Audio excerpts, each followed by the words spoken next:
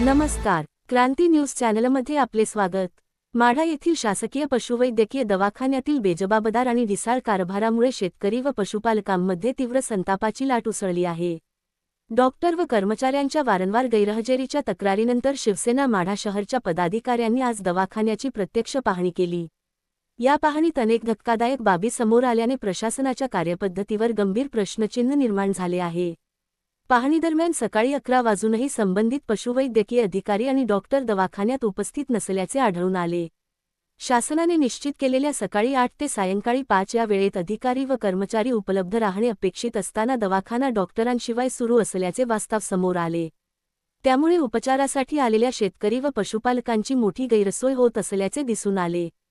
याशिवाय दवाखान्याच्या परिसरात औषधांच्या रिकाम्या बाटल्या, गोळ्या, वैद्यकीय साहित्य आणि विविध प्रकारचा कचरा अस्वच्छ अवस्थेत पडलेला आढळला।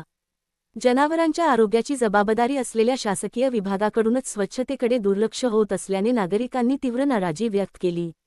माढा तालुक्यात मोठ्या प्रमाणात पशुधन असून हजारो शेतकरी या दवाखान्यावर अवलंबून आहेत। मात्र डॉक्टरांच्या वारंवार गैरहजेरीमुळे आजारी जनावरांना वेळेवर उपचार मिळत नसल्याने पशुपालकांना आर्थिक व मानसिक त्रास सहन करावा लागत आहे। शासनाकडून लाखो रुपये खर्च करून उभारलेल्या यंत्रणेचा लाभ प्रत्यक्षात शेतकऱ्यांपर्यंत पोहोचत नसल्याचा आरोप यावेळी करण्यात आला। संबंधित गैरहजर अधिकारी आणि डॉक्टरांवर तात्काळ प्रशासकीय कारवाई करण्यात यावी तसेच माढा येथे कायमस्वरूपी निवासी पशुवैद्यकीय डॉक्टरांची नियुक्ती करावी, अशी मागणी शिवसेना माढा शहरच्या वतीने करण्यात आली आहे। दरम्यान प्रशासनाने तातडीने दखल घेऊन परिस्थितीत सुधारणा करावी, अन्यथा शिवसेना आपल्या खास शैलीत पशुवैद्यकीय दवाखान्यासमोर तीव्र आंदोलन छेडेल, असा इशारा शिवसेना शहर प्रमुख देवीदास भैया खरात यांनी दिला आहे।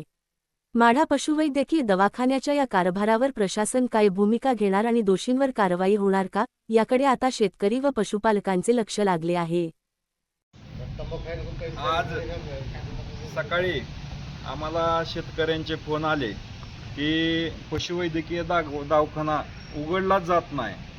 तालुक्याचं ठिकाण, नगरपालिकेचं ठिकाण असताना व लोकसभेचं नाव आहे या माड्याला, तर माड्यामध्ये अशी अवस्था शासकीय कर्मचाऱ्यांकडून करण्यात येते की आज 9 वाजता शासकीय पशुवैद्यकीय दवाखाना उघडा करायला पाहिजे, पण तसा होताना दिसत नाही। तर याच्यावर प्रशासनाने तातडीने दखल घेऊन बरं का शासकीय दवाखाना शासकीय टायमानुसार उघडला पाहिजे व संबंधित जी कोण अधिकारी असतील व डॉक्टर असतील त्यांच्यावर तातडीने निलंबनाची कारवाई करावी, असं आम्ही शिवसेनेतर्फे म्हणतो। या अधिकाऱ्यांचा निषेध करतो।